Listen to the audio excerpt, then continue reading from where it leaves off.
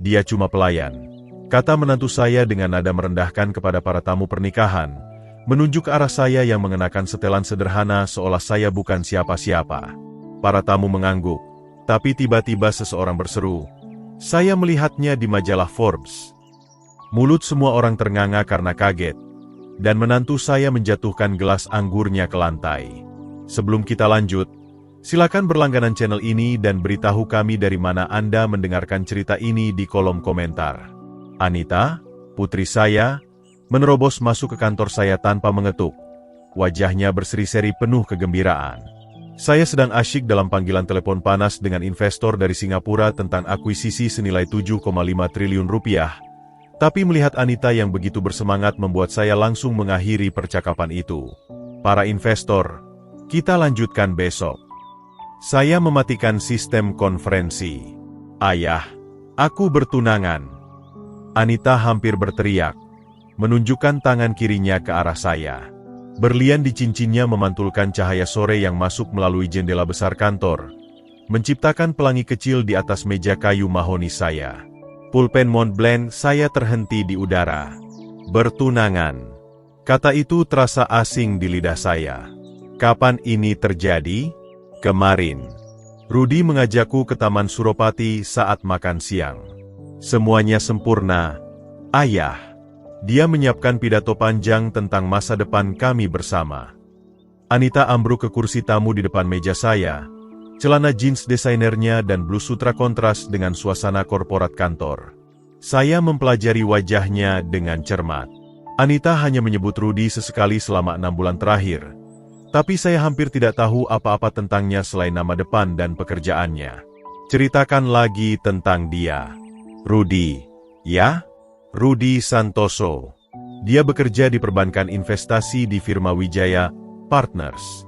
Dia luar biasa, Ayah, ambisius, menawan, segala yang aku inginkan. Tawa gugup Anita membuat saya sedikit condong ke depan. Dan keluarganya? Ada sesuatu yang berkedip di wajahnya. Mereka orang-orang baik. Sebenarnya, itu sebabnya aku di sini. Dia memutar cincin tunangannya di jari. Mereka mengundang kita makan malam-malam ini jam 6. Rudy ingin bertemu dengan ayah secara resmi. Saya berjalan ke jendela, memandang hiruk-pikuk Jakarta dari lantai 47. Apa yang tidak kamu ceritakan, sayang? Anita menghindari tatapan saya. Bisa nggak ayah nggak usah menyebut perusahaan atau artikel Forbes itu? Keluarga Rudy sangat sederhana. Dan aku nggak mau mereka merasa terintimidasi. Inilah permintaan yang sudah saya duga sejak Anita berusia 18 tahun dan mulai berkencan. Sembunyikan kekayaan, berpura-pura biasa saja. Biarkan mereka menilai kita berdasarkan kepura-puraan. Jadi, kamu ingin ayah berbohong tentang siapa diri ayah? Bukan berbohong, cuma nggak usah terlalu menonjol. Pakai mobil Avanza, bukan Bentley. Kenakan pakaian kasual. Nada suaranya penuh permohonan, seperti saat dia berusia 12 tahun dan meminta anjing peliharaan. Saya kembali ke meja, membuka laci bawah tempat saya menyimpan cek untuk keadaan darurat. Anita, kalau pria ini benar-benar mencintaimu, bukankah dia seharusnya menerima semua aspek hidupmu? Dia mencintaiku, tapi kesan pertama itu penting, dan keluarga Rudy menghargai kerja keras dan kejujuran. Mereka mungkin mengira aku anak orang kaya manja kalau tahu. Ironi itu tidak luput dari perhatian saya. Dia ingin mereka melihat kejujurannya, tapi membangun perkenalan berdasarkan kebohongan. Saya menulis cek senilai 750 juta rupiah dan menyerahkannya padanya. Ini untuk apa? Biaya pernikahan. Anggap saja hadiah pertunangan. Saya mempelajari reaksinya dengan cermat. Di mana tepatnya kita makan malam? Wajah Anita berseri-seri saat melipat cek itu. Jalan Sudirman 123, Kelapa Gading. Rumah keluarga Rudy. Orang tuanya, Bapak Budi dan Ibu Sari Santoso. Jam 6 tepat. Dia berdiri dan mencium kening saya. Terima kasih sudah mengerti, Ayah. Ini sangat berarti bagiku. Setelah dia pergi, Saya menatap alamat yang tertulis di buku catatan saya. Roda di pikiran saya mulai berputar, mengingat kebijaksanaan istri saya, Maya, tentang karakter seseorang yang terungkap saat mereka merasa tidak ada orang penting yang memperhatikan. Mungkin saatnya untuk ujian yang berbeda. Saya melonggarkan dasi dan melepas jaket. Beban permintaan Anita terasa seperti tanggungan yang sudah biasa. Peralatan panggilan Singapura masih berkedip di meja saya. Pengingat akan kerajaan yang saya bangun dari nol. Berbalik ke jendela besar, saya melihat bayangan saya di tengah cakrawala Jakarta. Wajah yang sama yang menghiasi sampul Forbes. Tapi di baliknya tersimpan kenangan seorang pria berusia 28 tahun dengan 7,5 juta rupiah dan algoritma AI revolusioner. Foto Maya tersenyum dari bingkai peraknya. "Apa yang akan kamu lakukan, sayang?" bisik saya ke ruangan kosong.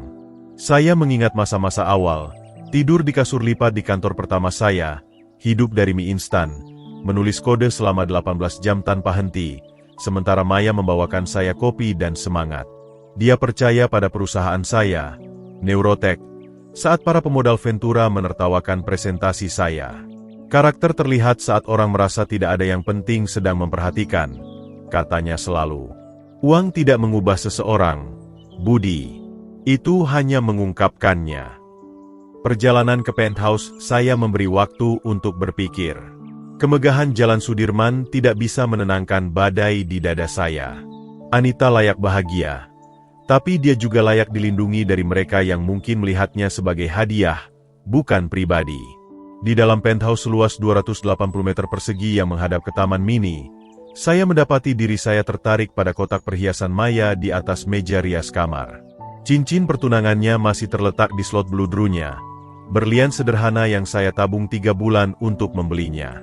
Dia mencintainya lebih dari berlian manapun yang bisa saya beli kemudian. Brankas dinding di belakang lukisan menyimpan dokumen-dokumen berharga. Foto pernikahan kami, gambar pertama Anita, surat terakhir Maya. Tapi hari ini, saya membutuhkan sesuatu yang lain. Di lemari pakaian besar saya, di belakang deretan setelan buatan tangan, tergantung pakaian yang sudah saya lupakan keberadaannya. Setelan murah dari Carrefour yang dibeli untuk acara amal bertahun-tahun lalu, saat para eksekutif berdandan sederhana untuk memahami kemiskinan. Saya pernah memakainya sekali, membenci setiap benang poliesternya, tapi menyimpannya. Sekarang, itu mungkin punya tujuan lebih besar. Saya mengambil ponsel dan membuka profil LinkedIn Rudy Santoso. Perbankan investasi di firma menengah, pencapaian biasa, bahasa ambisius tentang memanfaatkan sinergi. Tidak ada yang luar biasa, tidak ada yang menjerit penggali emas, tapi juga tidak ada yang mengesankan. Artikel Forbes tentang saya mudah ditemukan. Visioner teknologi Budi Hartono, dari startup hingga kerajaan 34 triliun rupiah. Foto menunjukkan saya dalam pose percaya diri. Keterangan menyebutkan karya filantropi saya dan status sebagai duda yang membesarkan Anita sendirian. Jika Rudy melakukan riset, dia tahu persis siapa ayah Anita. Tapi apakah keluarganya tahu? Saya berjalan ke garasi tempat koleksi mobil saya menunggu. Bentley, Tesla, Porsche, dan di sudut, seperti sepupu yang memalukan, Toyota Avanza 2010 saya. 140.000 kilometer dengan sengaja dipertahankan dalam kondisi biasa. Suara Maya bergema di ingatan saya. Cara terbaik untuk mengetahui hati seseorang adalah melihat bagaimana mereka memperlakukan orang yang mereka pikir tidak bisa membantu mereka. Matahari sudah rendah, melemparkan bayangan panjang di lantai garasi. Ponsel saya berbunyi, pukul 16.30. Pengingat, saatnya menjadi orang lain sepenuhnya. Saya menyentuh kain polyester setelan Carrefour dan membuat keputusan. Setelan Carrefour terasa aneh di kulit saya setelah bertahun-tahun memakai pakaian buatan Italia. Polyester menempel di mana sutra mengalir, dan kain sedikit kusut menunjukkan penyimpanan, bukan perawatan. Berdiri di depan cermin kamar, saya mengubah diri secara metodis. Jam tangan Patek Philippe dilepas, diganti dengan Casio Rp350.000 dengan tali plastik yang menunjukkan zona waktu salah. Tas kulit Hermes diganti dengan tas kanvas bernoda kopi yang saya pinjam dari petugas gedung. iPhone 15 Pro masuk brankas. Diganti dengan Samsung Galaxy A5 tua yang hampir tidak bisa menyala. Saya berlatih membungkuk sedikit, memendekkan langkah, menurunkan suara untuk meniru aksen pekerja kasar yang saya dengar dari kontraktor dan kurir. Budi Hartono, pensiunan tukang ledeng, gumam saya pada bayangan di cermin. Pensiun sederhana, bangga dengan kesuksesan putriku. Kotak perhiasan maya mengawasi diam-diam saat saya mengeluarkan kartu kredit platinum dari dompet, hanya menyisakan kartu debit sederhana dan Rp700.000 tunai. Transformasi ini terasa teatrikal sekaligus sangat personal, melepaskan lapisan kekayaan untuk mengungkap sesuatu yang lebih dekat dengan asal-usul saya. Lemari pakaian besar saya, lebih luas dari kebanyakan apartemen di Jakarta, tiba-tiba terasa absurd. Deretan sepatu buatan tangan, setelan desainer, jam tangan bernilai lebih dari rumah. Semuanya tak berarti jika tidak bisa melindungi Anita dari kesalahan besar. Lift turun ke lantai garasi, di mana Pak Joko, petugas konsierge berusia 60 tahun, sedang memeriksa pengiriman malam. Matanya melebar melihat saya, tapi profesionalismenya menahan kebingungan. "Selamat malam, Pak Budi." Suaranya penuh kebijaksanaan setelah 20 tahun bekerja bersama. "Apakah Bapak membutuhkan Bentley malam ini?" "Avanza saja." Saya mengeluarkan kunci, memperhatikan wajah Pak Joko tetap netral meski permintaan ini aneh. "Tentu, Pak. Perlukah saya panaskan?" "Tidak perlu, Pak Joko. Hanya saja, kalau ada yang bertanya, Bapak tidak melihat saya pergi dengan sesuatu yang tidak biasa, ya?" Pak Joko mengangguk penuh pengertian. "Saya jarang melihat sesuatu yang tidak biasa, Pak Budi. Selamat malam." Interior Avanza berbau penyegar udara vanila dan kulit usang. Dibandingkan mobil lain saya, rasanya seperti masuk ke kehidupan lain. Radio AM/FM menyala, memainkan lagu dangdut klasik alih-alih sistem satelit yang biasa saya gunakan. Saya menyesuaikan kaca spion dan melihat bayangan saya lagi. Potongan rambut mahal masih terlihat, tapi segalanya berteriak pria kelas menengah biasa, jenis pria yang keluarga Rudi Santoso mungkin sambut hangat atau abaikan sepenuhnya. Navigasi GPS berbicara dengan suara mekanis. "Lanjutkan ke Jalan Sudirman 123, Kelapa Gading. Perkiraan waktu tempuh 15 menit. 15 menit untuk melintasi bukan hanya wilayah, tapi dunia sosial yang berbeda." Saya menggenggam setir Avanza yang sudah usang dan keluar dari garasi, meninggalkan kehidupan asli saya di bayang-bayang Jalan Sudirman. Terowongan Monas membentang di depan, membawa saya menuju apa yang mungkin menjadi penampilan terpenting dalam hidup saya. Bukan untuk kesuksesan bisnis atau keuntungan pribadi, tapi untuk satu-satunya yang benar-benar penting, kebahagiaan masa depan Anita. Putri saya mempercayai Rudi Santoso cukup untuk menikahinya. Malam ini, saya akan tahu apakah kepercayaan itu pantas. Mesin Avanza berdetak pelan saat saya memarkir di antara Toyota Fortuner dan Honda CR-V. Jalan Sudirman 123 terlihat seperti yang saya bayangkan. Rumah kota di Kelapa Gading yang baru direnovasi, berusaha keras memancarkan kesuksesan. Cat baru di tangga depan menunjukkan pekerjaan DIY baru-baru ini, sedikit tidak rata tapi penuh tekad. Saya memeriksa kertas kusut sekali lagi, jam 18 tepat. Casio murah saya menunjukkan waktu itu. Bel pintu berbunyi dengan nada mahal, meski saya perhatikan dipasang sedikit miring. Langkah kaki mendekat dari dalam, dan pintu terbuka memperlihatkan pria yang hanya bisa jadi Rudi Santoso. Pasti ayahnya Anita. "Saya Rudi Santoso. Senang bertemu." Senyumnya terlatih, profesional. Jabat tangannya kuat tapi singkat. Saya menangkapnya diam-diam mengusap tangan ke celana setelahnya. Kemeja 3 juta rupiah yang dia kenakan bukan desainer, tapi berusaha keras tampak seperti itu. Semuanya tentang dia berteriak presentasi yang dihitung cermat. "Budi Hartono, terima kasih sudah mengundang saya."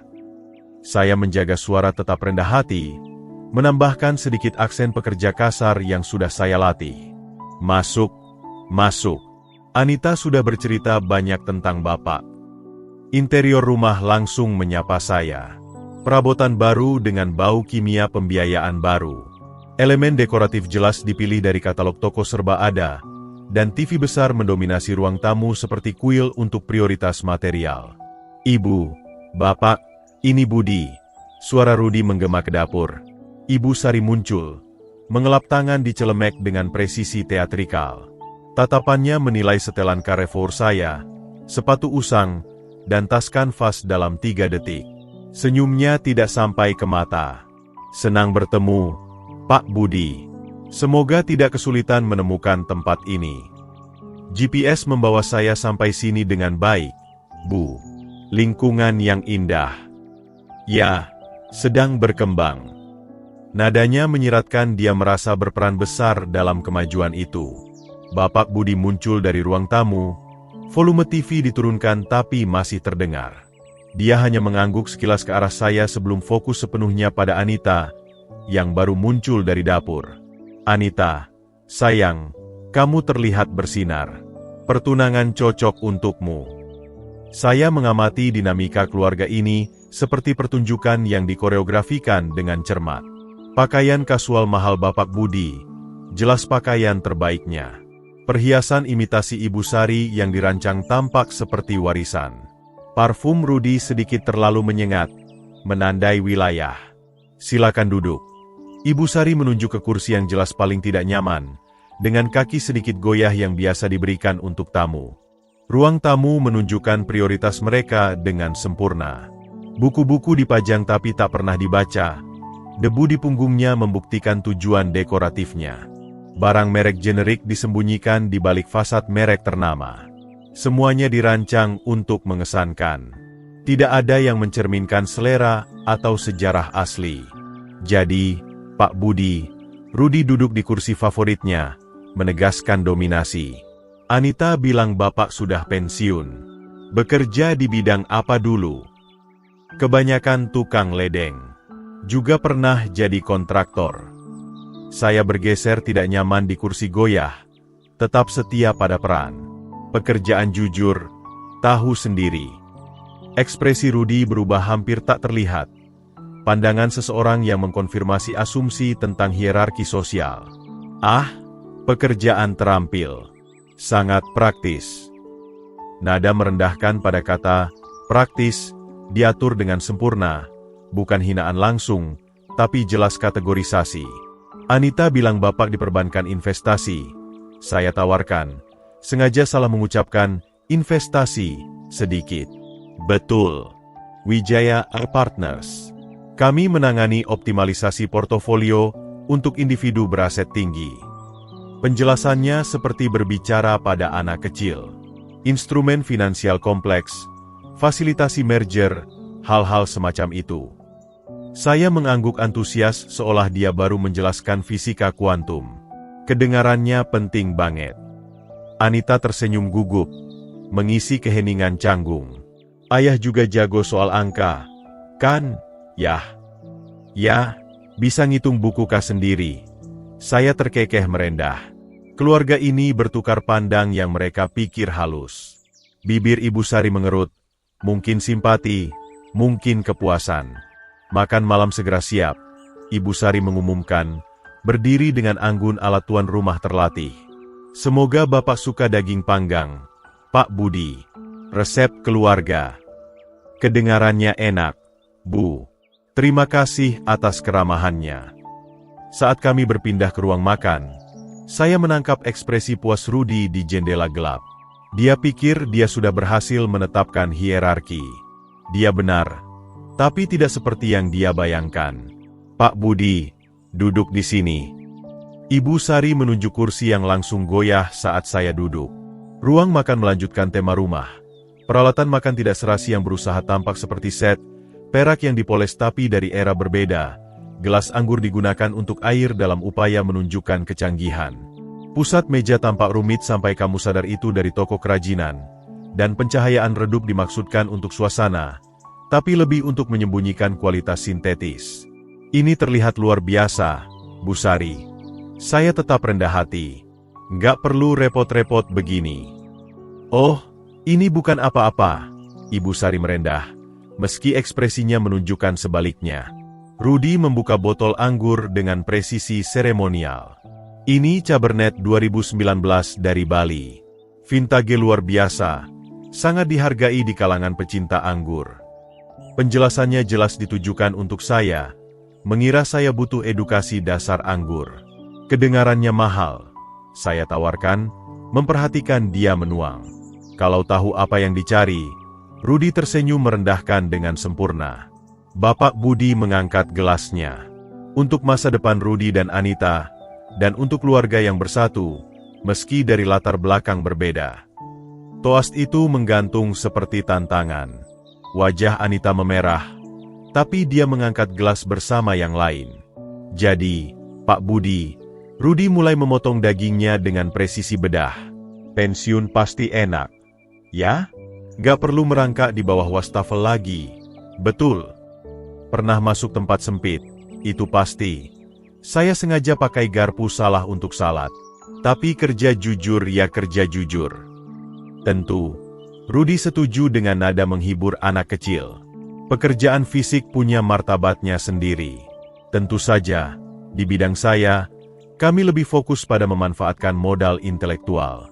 Minggu lalu saja, saya memfasilitasi merger senilai 750 juta rupiah untuk firma kami. Saya mengangguk hormat, meski dalam hati mencatat 750 juta rupiah adalah uang saku untuk makan siang bisnis biasa di dunia saya. Itu luar biasa. Rudi punya koneksi hebat, Ibu Sari menimpali. Dia sering makan di restoran mewah seperti Kembang Goela bersama klien. Ironi itu tidak luput dari saya. Mereka menyebut nama restoran yang bisa saya beli mejanya setahun tanpa cek saldo. Anita bilang kamu gadis yang sangat berprestasi. Bapak Budi berbicara pada putri saya sambil mengabaikan keberadaan saya. Desain grafis, bidang yang sangat kreatif. Terima kasih, Pak Budi. Saya suka pekerjaan saya. Tentu saja, begitu menikah, prioritas berubah.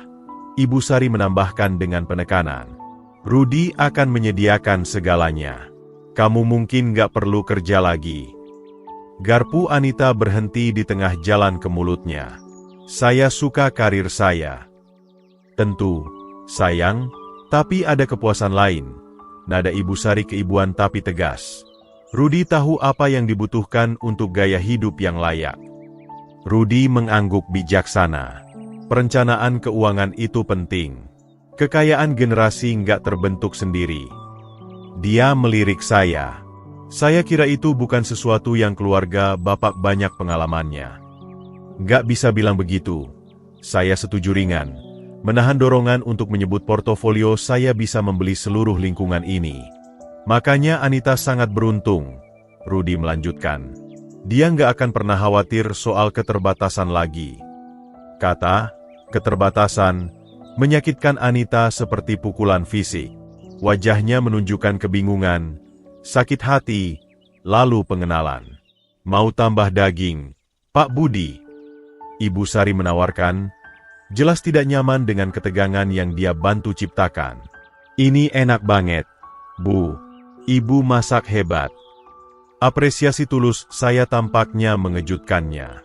Ya, saya berusaha menjaga semuanya rapi. Dia melirik ruang makannya dengan bangga. Rudi menunjukkan foto tempat-tempat dia bawa klien. Bapak Budi menambahkan, tempat kelas atas, yang tahu kualitas. Rudi tersenyum bangga. Citra itu segalanya di bisnis saya. Klien perlu melihat kesuksesan untuk percaya pada kemampuanmu.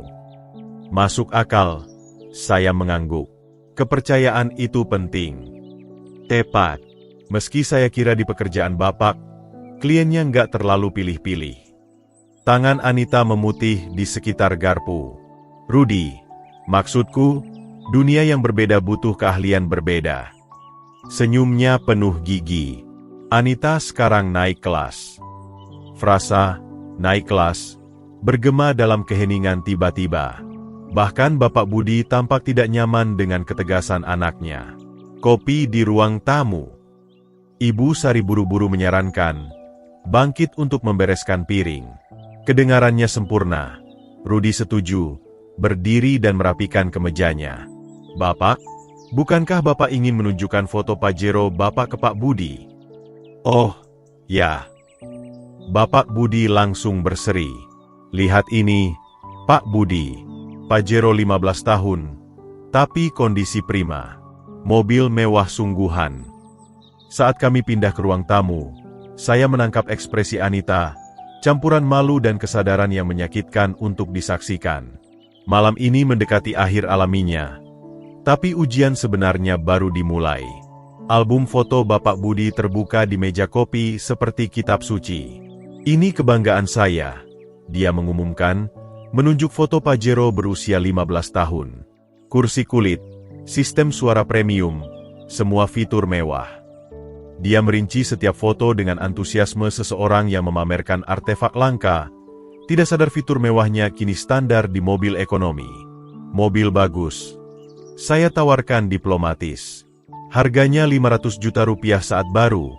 Bapak Budi melanjutkan bangga. Tentu, itu uang besar waktu itu. Rudi duduk di kursinya dengan kepuasan jelas. Pak Budi, saya ingin Bapak tahu saya serius dengan tanggung jawab saya. Anita nggak akan pernah kekurangan apapun. Nadanya seperti dekrit kerajaan. Saya paham latar belakangnya mungkin membuat transisi ini sulit, tapi saya berkomitmen untuk meningkatkan gaya hidupnya dengan tepat. Anita menarik napas tajam, terdengar di seluruh ruangan. Saya akan pastikan dia masuk ke lingkaran sosial yang tepat, pengalaman budaya yang layak. Rudi melanjutkan, tidak peka terhadap kekecewaan tunangannya yang semakin besar. Seseorang dari latar belakangnya nggak bisa diharapkan menavigasi dunia ini sendirian. Saat itu wajah Anita benar-benar berubah. Optimisme penuh cinta yang saya lihat sepanjang malam akhirnya retak, memperlihatkan sesuatu yang mentah di bawahnya. Kita harus pergi, katanya pelan, berdiri tiba-tiba. Oh, sudah mau pulang. Kekecewaan Ibu Sari tampak tulus. Saya harap kita punya lebih banyak waktu untuk berbincang.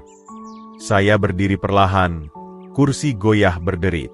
Terima kasih atas makan malamnya, Bu Sari. Semuanya enak.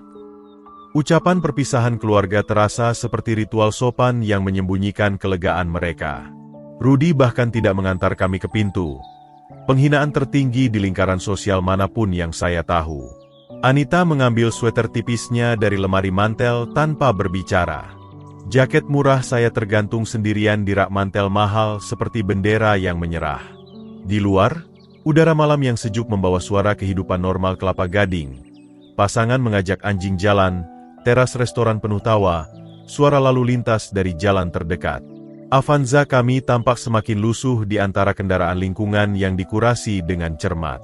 Anita, saya mulai dengan lembut. Jangan. Suaranya tegang dengan emosi terkendali. Jangan mulai. Kamu dengar cara dia bicara tentang ayah? Tentang kita. Dia berbalik. Air mata mulai mengalir. Dia mencintaiku, ayah. Mereka cuma melindungi keluarga mereka. Melindungi. Saya menjaga suara tetap tenang meski kemarahan membara di dalam. Sayang, pria itu menghabiskan 2 jam menjelaskan betapa tidak layaknya ayahmu dan betapa beruntungnya kamu karena bisa lepas dari latar belakangmu. Kamu nggak mengerti. Kata-kata itu meledak darinya. Ini yang aku takutkan. Ayah menilai mereka. Mereka menilai kita. Tak ada yang memberi kesempatan nyata. Ayah memberi mereka kesempatan. Ayah duduk di sana selama 2 jam sementara mereka menghina segala hal tentang siapa kita. Siapa kita? Tawa Anita pahit. Ayah, kamu datang dengan mobil tua 20 tahun pakai setelan Carrefour. Itu bukan kita.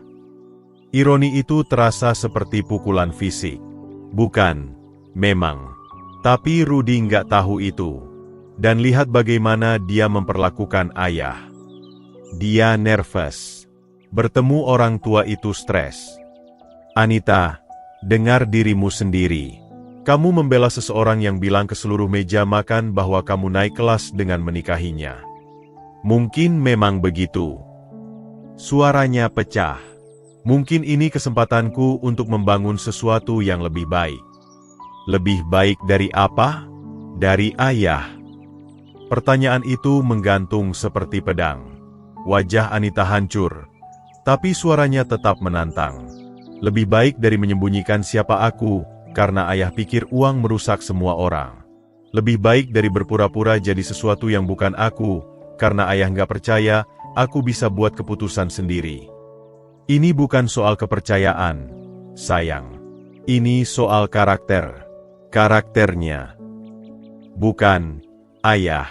Ini soal kontrol. Air mata mengalir bebas sekarang.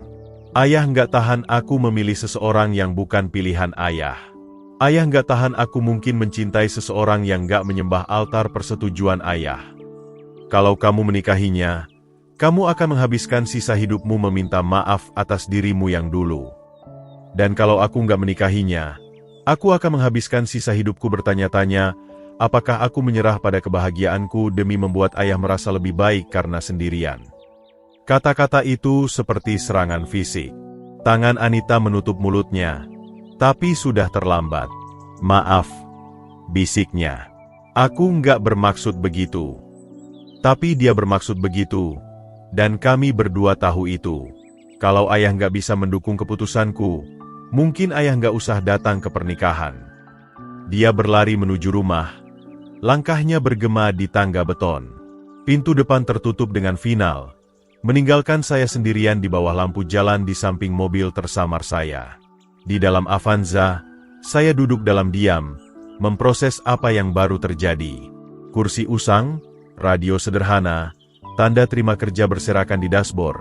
Semua hanya properti dalam pertunjukan yang mengungkap lebih banyak kebenaran daripada yang saya harapkan. Ponsel saya menunjukkan pukul 21.15. Ujian selesai. Tapi konsekuensi sebenarnya baru dimulai. Mesin Avanza menyala dengan idle kasar, kontras dengan deru halus Bentley yang menunggu di garasi Jalan Sudirman.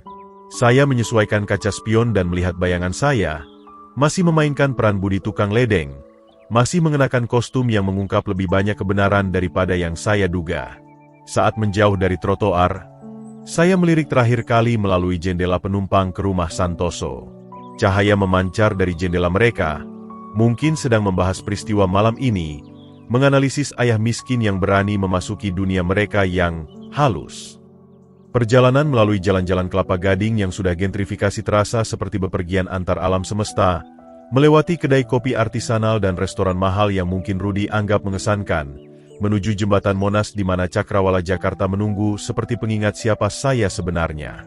Lalu lintas merayap menuju pintu masuk jembatan. Berhenti dan jalan. Berhenti dan jalan. Jam sibuk malam menjebak saya di antara dunia, secara harfiah dan kiasan. Di sekitar saya, sedan dan SUV mewah membawa pemiliknya kembali ke kehidupan nyaman, sementara saya duduk dalam penyamaran sengaja, memproses apa yang baru terjadi dengan Anita.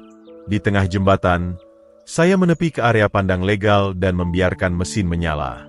Sungai Ciliwung membentang di bawah. Lampu Jakarta memantul seperti berlian yang tersebar di air gelap. Pemandangan ini menginspirasikan saya di tahun-tahun awal perjuangan, saat saya mengantar Maya ke sini dengan mobil butut asli kami untuk memimpikan masa depan. Saya menarik pelindung matahari, memperlihatkan foto Maya yang terselip di belakangnya, bingkai perak kecil yang saya letakkan di setiap mobil yang saya miliki sejak kematiannya. Senyumnya menatap saya, sabar dan penuh pengertian. Dia membenciku sekarang, kata saya pada foto itu. Suara saya nyaris tak terdengar di tengah lalu lintas jembatan. Putri kita menganggapku monster pengontrol yang gak tahan melihatnya bahagia. Suara Maya seolah berbisik kembali. Beri dia waktu, Budi. Cinta gak hilang dalam semalam, meski terluka. Tapi bagaimana kalau dia salah? Bagaimana kalau saya terlalu keras mendorong? Mengungkap karakter Rudi dengan cara yang memaksa Anita memilih pihak. Tatapan di matanya saat dia berlari kembali ke rumah itu. Bukan hanya kemarahan. Itu kekecewaan terhadap saya. Radio menyala. Lagu lama mengalir melalui derau. Lagu pernikahan kami. Maya bersikeras memilih balada romantis murahan ini, dan saya berpura-pura membencinya sambil diam-diam menyukai caranya membuatnya tersenyum. Sekarang, Rasanya seperti pesan dari alam lain, atau mungkin hanya kebetulan kejam. Saya menaikkan volume, membiarkan kenangan membanjiri. Maya dalam gaun pernikahan sederhana, berputar di dapur apartemen kecil kami. Bersikeras kami berlatih tarian pertama meski kami tak mampu bayar les dansa. Karakter terlihat saat orang merasa tak ada yang penting memperhatikan, katanya malam itu, tertawa saat saya menginjak kakinya. Malam ini, Rudi Santoso menunjukkan karakternya dengan sempurna. Tapi saya juga. Lagu berakhir, diganti laporan lalu lintas dan iklan. Saya memasukkan gigi dan bergabung kembali ke arus menuju Jakarta, melewati lampu jalan yang menerangi pasangan lain pulang dari kencan makan malam, orang-orang biasa dengan masalah biasa. Melalui Jakarta Pusat, melewati restoran-restoran di mana saya bisa membeli setiap meja tanpa cek saldo, melewati galeri seni tempat saya dan Maya biasa menjelajah di minggu sore saat uang terbatas tapi mimpi tak terbatas. Ironi itu tidak luput dari saya. Saya menghabiskan malam ini direndahkan oleh orang-orang yang tak mampu bayar biaya parkir bulanan saya. Saat sampai di Jalan Sudirman, kelelahan mulai terasa. Beban emosional menjaga penampilan. Melihat Anita membela seseorang yang 2 jam menghina latar belakangnya, melihat putri saya memilih kesetiaan pada Rudi ketimbang respek pada ayahnya. Petugas garasi yang mengambil kunci saya tahu persis siapa saya, tapi kebijaksanaannya legendaris. "Selamat malam, Pak Budi," katanya sederhana, seolah miliarder biasa pulang dengan Avanza tua, mengenakan setelan Carrefour. Perjalanan lift ke penthouse terasa abadi. Di dinding cermin, saya melihat Budi tukang ledeng untuk terakhir kalinya sebelum kembali ke kehidupan asli saya. Kostum itu telah memenuhi tujuannya, tapi kerusakan pada hubungan saya dengan Anita terasa tak bisa diperbaiki. Kunci berputar di pintu, dan saya melangkah kembali ke dunia nyata saya, masih mengenakan pakaian dari kebohongan yang mengungkap kebenaran yang tak tertahankan. Setelan polyester terasa menyesakan saat akhirnya saya lepaskan di kamar penthouse. Setiap bagian kostum, jam murah, tas kanvas, sepatu usang, membawa beban pengungkapan malam itu. 3 minggu berikutnya berlalu dalam kabur kewajiban profesional dan siksaan pribadi. Rapat Dewan berlanjut. Kesepakatan akuisisi maju. Kerajaan Neurotek terus berdengung, tapi hati saya tidak ada di dalamnya. Dedi, asisten saya, langsung menyadarinya. "Pak, dokumen merger Hartono perlu ditinjau," katanya, lalu menunggu sabar sementara saya menatap keluar jendela ke Taman Mini, melihat wajah marah Anita alih-alih dedaunan musim semi. Mulai 18 Mei, saya meneleponnya setiap hari, 3 kali sehari, pagi, siang, malam. Ponselnya langsung masuk voicemail. Tanda nomor saya diblokir. Pesan saya semakin putus asa. "Anita, sayang, tolong balas telepon ayah. Kita perlu bicara soal yang terjadi." Lalu, "Ayah tahu kamu marah, tapi ayah mencintaimu. Itu nggak berubah. Akhirnya, ayah cuma ingin kamu bahagia. Itu saja yang selalu ayah inginkan." Upaya pengiriman bunga pada 20 Mei juga sia-sia. 3 lusin mawar putih, bunga favorit Anita sejak kecil, dikembalikan ke toko dengan catatan, pengiriman ditolak. Catatan tulisan tangan yang saya sertakan di kertas pribadi saya kembali belum dibuka. Putus asa untuk koneksi apapun dengan kehidupan putri saya mendapati diri saya memeriksa akun Instagramnya. Dia tidak pernah membuatnya privat. Mungkin tidak pernah membayangkan ayahnya akan stalking media sosial. Postingan itu katalog persiapan pernikahan, fitting gown, cicip venue, foto bridal shower dengan teman-teman yang saya lihat tumbuh. Rudi tampil menonjol di setiap gambar. Lengannya melingkari pinggang Anita, senyumnya penuh kepemilikan dan kepuasan. Tak ada penyebutan saya dimanapun. Seolah saya benar-benar dihapus dari narasi pernikahannya. "Dedi, saya panggil satu sore di akhir Mei. Saya perlu kamu riset sesuatu secara diam-diam." "Tentu, Pak." Hotel Mulia, 5 Juni. Ada resepsi pernikahan. Saya perlu detailnya. Ekspresi Dedi tetap netral profesional, meski saya menangkap alisnya sedikit terangkat. 20 tahun bekerja bersama mengajarinya kapan tidak bertanya. Pada malam hari, Dia punya laporan lengkap. Pernikahan Santoso Hartono, 200 tamu, upacara sore di ruang Kemala, resepsi malam di Grand Ballroom. Total biaya sekitar 2,25 miliar rupiah. Kontribusi Rudi 750 juta rupiah tunai plus 1,5 miliar rupiah dalam kewajiban kredit. Detail keuangan mengkonfirmasi kecurigaan saya. Rudi memanfaatkan masa depannya dengan Anita untuk membayar pernikahan yang dirancang untuk mengesankan orang dengan uang yang tidak dia miliki. Satu lagi, Dedi. Cari nomor langsung Pak Bima dari Hotel Mulia. Kami mengadakan acara amal di sana tahun lalu. Pekan Filantropi Anak. Itu dia. Berbelanja pakaian pernikahan terasa surreal. Di Sogo, saya memilih setelan Armani abu-abu arang, dasi sutra Italia, dan jam Patek Philippe baru. Aksesori yang langsung mengidentifikasi saya kepada siapapun yang paham kekayaan.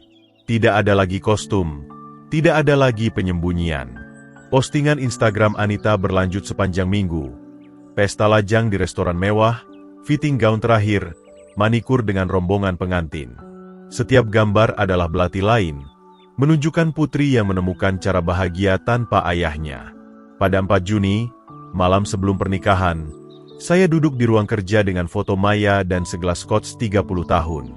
Dia nggak mau aku di sana, kata saya pada gambar itu. Dia sudah jelas soal itu. Tapi senyum Maya seolah berkata apa yang selalu dia katakan. Terkadang cinta berarti muncul saat kamu tidak diinginkan. Alarm membangunkan saya jam 7 pada 5 Juni, hari pernikahan. Melalui jendela kamar, taman mini berkilau di bawah sinar matahari pagi, cuaca sempurna yang selalu diimpikan Anita untuk pernikahannya.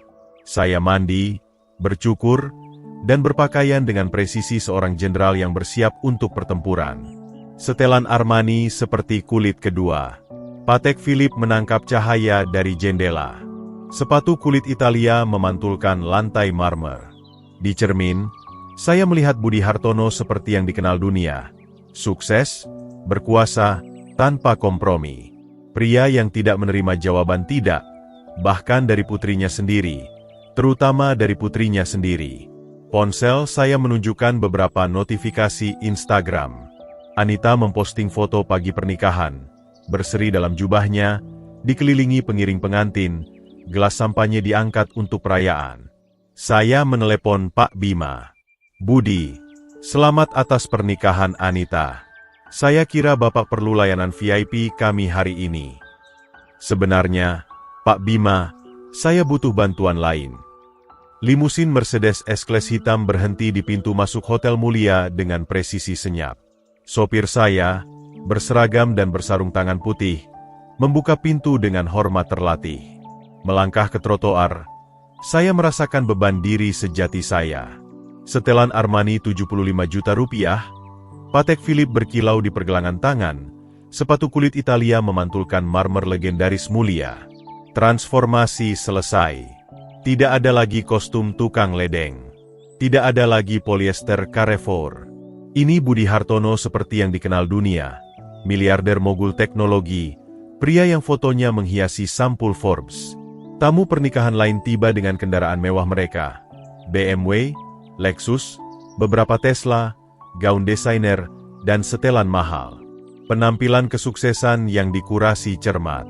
Tapi tak satu pun dari mereka membawa diri dengan kepercayaan diri tenang yang datang dari kekayaan nyata, bukan imitasi. Melalui pintu kaca mulia, saya bisa melihat ruang Kemala yang legendaris. Dedaunan palem dan lampu kristalnya menciptakan latar untuk tes sore yang harganya lebih mahal per orang daripada penghasilan mingguan beberapa orang. Musik kuartet senar mengalir dari lobi, dan fotografer profesional mengabadikan setiap kedatangan untuk album pernikahan Anita. Pos pemeriksaan keamanan muncul di sudut, dijaga oleh petugas sopan tapi profesional dengan iPad berisi daftar tamu.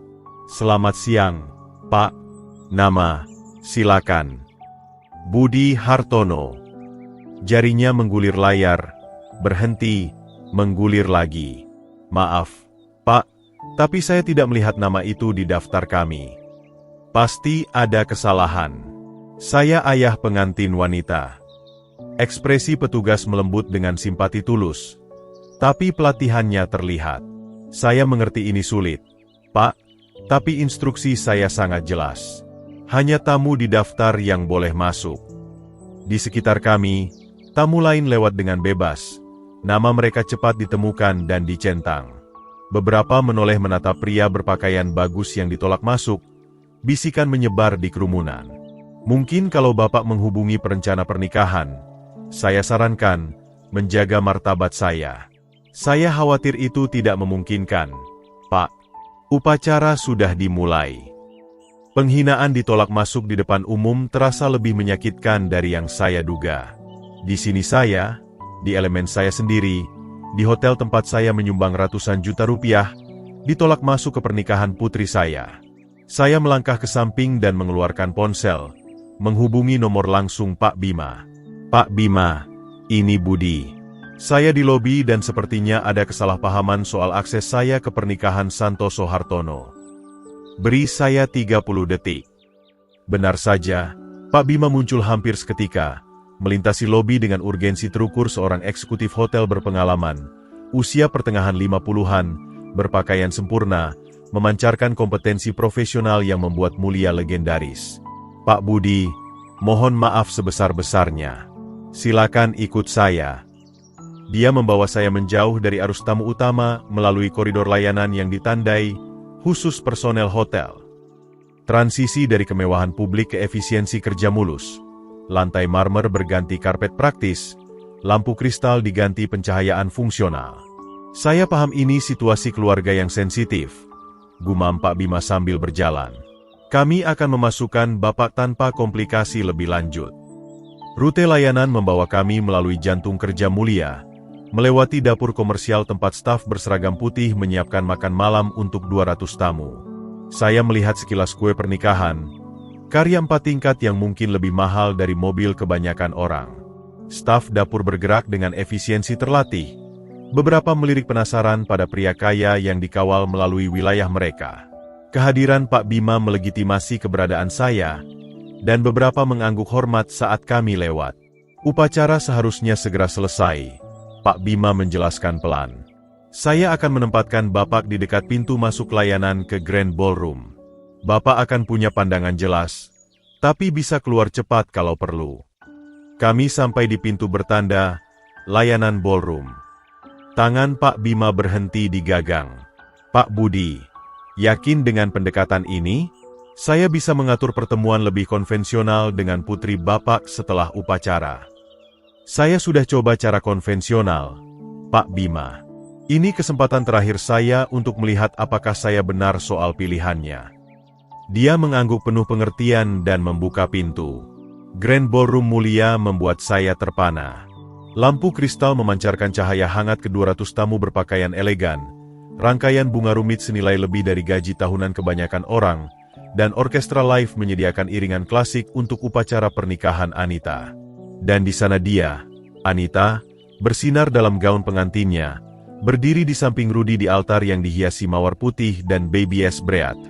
Bahkan dari posisi saya di pinggir ballroom, saya bisa melihat kebahagiaannya, kegembiraan yang membuatnya praktis bersinar. Petugas upacara berbicara, "Sekarang Anda boleh mencium pengantin." Rudy mengangkat kerudung Anita dan menciumnya dengan semangat teatrikal, jelas tampil untuk penonton. Tepuk tangan meledak di seluruh ballroom saat putri saya resmi menjadi Nyonya Anita Santoso. Saya tetap di pinggir kerumunan, sebagian tersembunyi oleh pintu masuk koridor layanan, mengamati prosesi dimulai. Tamu mulai berpaling dan berbaur.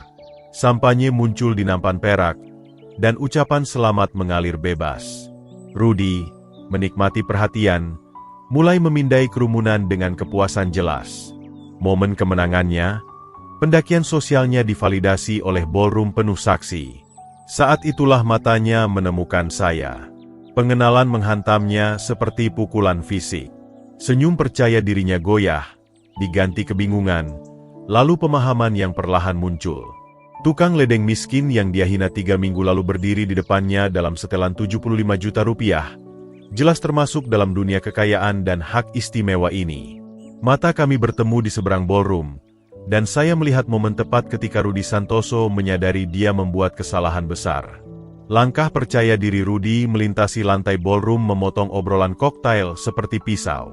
Tuksedonya rapi, senyumnya predator, dan matanya terkunci pada saya dengan kemarahan yang semakin besar.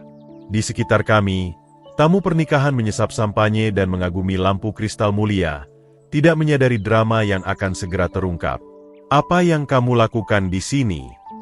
Suara Rudy penuh racun, cukup keras untuk menghentikan percakapan dalam radius 3 meter. Saya tetap diam, tangan terlipat di belakang punggung, mengamati. Dia mendekat. Setelan Armani terasa seperti baju zirah. Patek Philippe menangkap cahaya dari atas, dan untuk pertama kalinya dalam beberapa minggu, saya benar-benar menjadi diri sendiri. Sepertinya ini pernikahan putri saya.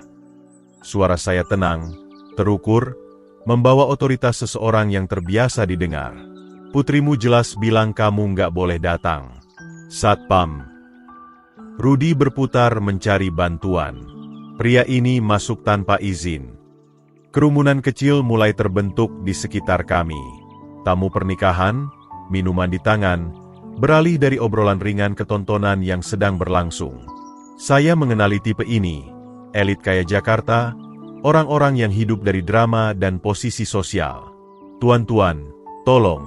Seorang wanita dengan mutiara bergumam, meski matanya berkilau antusias. Suara Rudy naik 1 oktav. "Ini ayahnya Anita, tukang ledeng yang saya ceritakan. Dia dilarang masuk pernikahan ini, dan sekarang bikin keributan." Kerumunan mendekat. Ponsel muncul dari dompet desainer dan saku tuksedo.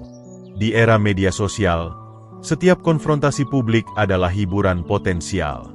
"Cuma pelayan, sungguhan," Rudy melanjutkan, kepercayaan dirinya meningkat dengan penonton. Beberapa orang nggak paham batasan. Saat itulah Pak Wawan, seorang investor teknologi terkemuka berusia 50-an, menjatuhkan gelas sampanyenya. Kristal pecah di lantai marmer dengan suara yang memotong kebisingan ballroom. Pak Wawan membeku dengan tangan masih terulur, menatap saya dengan pengenalan yang muncul di wajahnya. "Ya Tuhan," dia berbisik, lalu lebih keras, "Budi Hartono dari Neurotech." Rudy berbalik ke arah suara itu, kebingungan menggantikan agresi. "Apa?" Pak Wawan mengeluarkan ponselnya dengan jari gemetar, menggulir cepat. Majalah Forbes, visioner teknologi tahun ini. Budi Hartono, pendiri dan CEO Neurotech AI, kekayaan bersih 34 triliun rupiah. Murmur kerumunan semakin keras. Lebih banyak ponsel muncul. Layar bersinar saat tamu mulai mencari sendiri. "Itu nggak mungkin." Rudy tergagap, wajahnya memucat. "Dia tukang ledeng. Dia nyetir Avanza butut. Dia tinggal di Kelapa Gading. Saya tinggal di penthouse yang menghadap jembatan yang saya lewati untuk mengunjungi rumah keluargamu 3 minggu lalu." Saya menyelesaikan dengan tenang. Pecahan gelas sampanye berderit di bawah sepatu Pak Wawan saat dia melangkah mendekat. Layar ponselnya menampilkan foto sampul Forbes saya. Perintis kecerdasan buatan. Pria yang merevolusi analitik prediktif. "Bapak benar-benar di sini." Mulut Rudy membuka dan menutup tanpa suara. Di sekitar kami, hasil pencarian menyebar seperti api. Tamu menunjukkan layar satu sama lain, berbisik mengkonfirmasi, merekam video. Resepsi pernikahan yang elegan berubah menjadi sesuatu yang lain sepenuhnya. "Saya enggak, ini enggak." Tangan Rudy gemetar saat meraih lengan saya. "Tolong, Pak Budi, ada kesalahpahaman besar." Saya mundur selangkah, menjaga martabat saat keputusasiannya terlihat jelas bagi semua yang menonton. "Bukan kesalahpahaman, Rudy. Kamu menunjukkan siapa dirimu sebenarnya." Pertanyaannya sekarang, apakah Anita juga melihatnya? Perhatian kerumunan begitu intens, hingga tamu lain meninggalkan percakapan mereka untuk melihat apa yang terjadi. Bahkan kuartet senar memperlambat permainan mereka, merasakan perubahan energi ruangan. Rudy jatuh berlutut di lantai marmer. Pecahan gelas Pak Wawan mengelilinginya seperti bintang jatuh. "Tolong," dia memohon, suaranya pecah. "Saya nggak tahu. Kalau saya tahu siapa Bapak, kalau saya tahu Bapak kaya." Kamu akan memperlakukanku dengan hormat. Suara saya jelas dan final, menggema di ballroom. Itu memberitahu saya segalanya tentang karaktermu. Dari seberang ruangan, saya melihat Anita berbalik menuju keributan. Gaun pengantinnya mengalir di belakangnya saat bergerak melalui kerumunan yang membelah. Wajahnya menunjukkan kebingungan. Lalu pengenalan yang perlahan saat melihat saya berdiri di tengah keributan. Ayah. Suaranya memotong kebisingan ballroom seperti pisau melalui sutra. Kerumunan benar-benar diam. Bahkan kuartet senar berhenti bermain, merasakan sesuatu yang penting akan terjadi. Anita berdiri di tepi lingkaran, menyerap pemandangan. Suami barunya berlutut, pecahan gelas berserakan di sekitarnya. Tamu memegang ponsel menampilkan profil Forbes saya, dan saya berdiri tenang di pusatnya semua. Ayah, apa yang kamu lakukan di sini? Suaranya kecil, bingung, tapi tidak marah. Saya menatap putri saya, cantik dalam gaun pengantinnya, bersinar meski ada kekacauan di sekitarnya, dan merasa hati saya hancur dan sembuh sekaligus. Ayah datang untuk melihat putri ayah menikah, kata saya sederhana, meski dia nggak ingin ayah di sini. Mata Anita penuh air mata saat pemahaman melanda wajahnya. Gaun pengantin elegan, pecahan gelas sampahnya di kaki Rudy, kerumunan tamu dengan ponsel menampilkan profil Forbes saya, semuanya serasi. Ayah bukan tukang ledeng, bisiknya. Ayah nggak pernah bilang begitu, sayang. Ayah cuma ingin tahu pria seperti apa yang kamu nikahi. Ballroom sunyi kecuali gemerisik gaun Anita saat dia mendekati saya. Setiap langkah menciptakan jarak antara dia dan Rudy, yang tetap membeku dalam penghinaannya. Maaf, ayah. Kata-kata itu keluar terburu-buru. Seharusnya aku mendengarkan. Seharusnya aku percaya pada penilaian ayah. Lengan saya terbuka otomatis saat dia sampai, dan tiba-tiba saya memeluk putri saya lagi, gaun pengantin dan semua. Kain mahal itu terhimpit di antara kami, tapi kami tak peduli. Ayah mencintaimu, bisik saya ke rambutnya. Itu saja yang penting. Kerumunan di sekitar kami seolah menghela napas bersama. Beberapa menyeka air mata melihat reuni ayah anak ini. Ponsel beralih dari merekam konfrontasi ke mengabadikan rekonsiliasi. Setelah beberapa saat, saya mundur pelan dan menoleh ke band pernikahan. Boleh saya pinjam mikrofonnya? Pemimpin band merasakan momen penting, segera menyerahkan mikrofon nirkabel. Para hadirin, saya mulai. Suara saya menggema di ballroom. Saya ingin berterima kasih karena telah berbagi hari penting ini dengan putri saya, Anita. Meski ada beberapa komplikasi, ini tetap hari pernikahannya, dan dia layak merayakannya. Tepuk tangan bergema di kerumunan. Anita memegang tangan saya, air mata masih mengalir, tapi senyumnya bersinar. Saya juga ingin menetapkan aturan keluarga baru. Saya menatap langsung ke Rudy, yang akhirnya berhasil berdiri. Anita memilih menikahi Rudy Santoso, dan saya menghormati keputusan itu. Namun, saya dan Pak Santoso akan menjaga hubungan yang murni profesional ke depannya. Rudy mengangguk panik, memahami bahwa dia ditawari kelangsungan hidup, bukan pengampunan. Anita selalu diterima di rumah saya. Suaminya akan ditoleransi bila perlu, tapi hanya karena Anita mencintainya. Saya berhenti, membiarkan pesan itu meresap. Apa kita sepakat dengan syarat ini? Ya, Pak. Rudy berhasil berkata, suaranya nyaris tak terdengar. Saya mengembalikan mikrofon ke pemimpin band dan beralih ke Anita. Maukah kamu memberi kehormatan pada ayah untuk berdansa? Dengan senang hati, ayah. Saat kami melangkah ke lantai dansa, kerumunan mulai bubar. Percakapan kembali hidup dengan energi baru. Pengungkapan ini memberi bahan gosip selama berbulan-bulan, tapi resolusi yang anggun memuaskan rasa keadilan mereka. Orkestra memainkan waltz, dan saya memandu Anita melalui langkah-langkah yang kami latih saat dia berusia 12 tahun, saat dia masih percaya ayahnya adalah pria terpintar di dunia. Aku benar-benar kacau. Ya? Katanya pelan. Kamu jatuh cinta. Itu bukan kesalahan. Saya memutarnya pelan. Gaunnya membentuk lingkaran sempurna di sekitar kami. Tapi lain kali, percaya insting ayahmu soal karakter. Nggak akan ada lain kali. Dia tertawa melalui air matanya. Aku sudah menikah sekarang. Ya, benar. Dan meski ada semua ini, ayah harap kamu bahagia. Dari sudut mata, saya bisa melihat Rudy memperhatikan kami dari pinggir. Orang tuanya di sampingnya tampak syok. Pendakian sosial keluarga Santoso telah menjadi bumerang secara spektakuler, tapi mereka akan bertahan. Rudy akan tetap menikah dengan Anita, tapi dengan syarat yang tak pernah dia bayangkan. Apa ayah benar-benar akan membiarkan dia datang ke makan malam keluarga? Anita bertanya, "Kalau kamu mau dia di sana, ya. Tapi dia akan duduk di meja anak-anak." Tawa Anita memenuhi ballroom, murni dan penuh sukacita. Di sekitar kami, tamu melanjutkan perayaan mereka, tapi dengan penghargaan baru atas drama yang mereka saksikan. Postingan media sosial sudah menyebar cerita ini, tapi kini menekankan rekonsiliasi yang mengharukan, bukan hanya penghinaan. Hotel Mulia telah melihat banyak pernikahan, tapi yang ini akan dikenang.